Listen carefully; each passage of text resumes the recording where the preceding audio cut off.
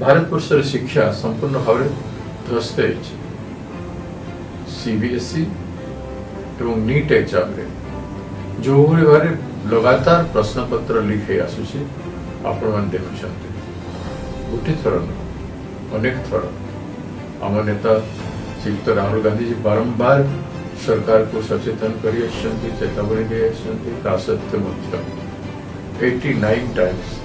प्रश्नपत्र लिकेज हो सारे 22 ରୁ 23 लक्ष वर्तमान प्रभावित होती भारतवर्षर कोटी कोटी छात्र छात्री प्रभावित हो सारी एमती चलुव प्रभावित होते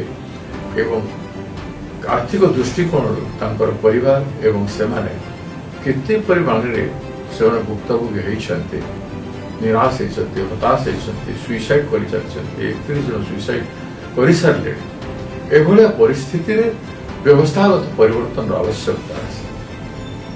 कांग्रेस पार्टी एनएसयूआई लगातार ये आंदोलन को चले आसी समग्र भारतवर्ष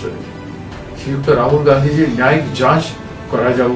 एवं सबुदिन गोटे सुव्यवस्था करा जाऊ छात्र छात्री मानकर जीवन सहित एभली सरकार खेलिबा उचित।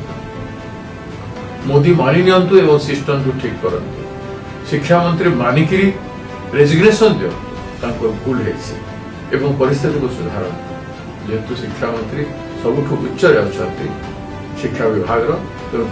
दायित्व रही नैतिकता रही से नैतिकता को जाकर आम जब कहूँ से इस्तीफा दे था से ओडिशा रे सम्मानित होता किंतु ओडिशा आज लज्जित होडिशा आज लज्जित होछि से देखि पारुना एवं एभलिया से चुप रहिबाटा ठीक तेणु संबलपुर रे जो कार्यक्रम एनएसयूआई करुछि से एनएसयूआई कार्यक्रम को प्रदेश कांग्रेस कमिटी संपूर्ण भाव समर्थन करुछि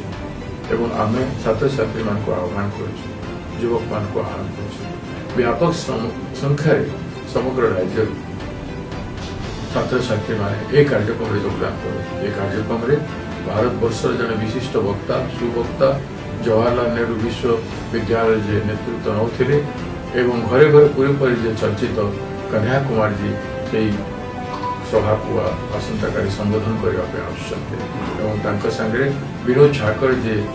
एनएसयूआई ऑल इंडिया प्रेसिडेंट अच्छा से आवश्यक तेणु व्यापक संख्यार आप योगदान दे छात्र आंदोलन को सफल करने मुझे निवेदन करुच्ची। लेटेस्ट न्यूज अपडेट पाई www.nowodisha.com को लॉगिन करंतु।